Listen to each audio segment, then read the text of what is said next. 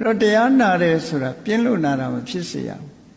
အသိဉာဏ်ရဖို့နာတာပဲဖြစ်ရမြတ်စွာဘုရားတရားဟာပြင်းပြေအောင်ဟောတာတခုမှမပါဘူးနော်အပြင်းပြေကိုဟောတာမဟုတ်ဘူးအသိဉာဏ်ရဖို့ဟောတာအသိဉာဏ်ဆိုတာကြားဘူးနာဝရှိသွားတဲ့အခါမှာကြားယုံကြားပြီးဒီတိုင်းထားသွားလို့ရှိရင်လည်းဘာမှရမှာမဟုတ်ဘူးကြားပြီးတော့မှတ်ရမှတ်ပြီးတော့စဉ်းစားရ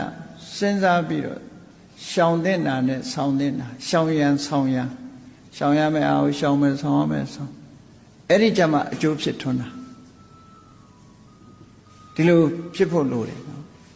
တရားဝဲတွေလုပ်ပြီးတရားကျင့်ပါတယ်တရားဝဲကြီးတွေကျင့်ပါတယ်တရားနာတယ်ဆိုတာအသိဉာဏ်ရဖို့လာတာအသိဉာဏ်တွေရရမယ်ဘဝမှာနေနိထိုင်နေတွေသိရမယ်မြတ်စွာဘုရားအဆုံးအမတွေသိရမယ်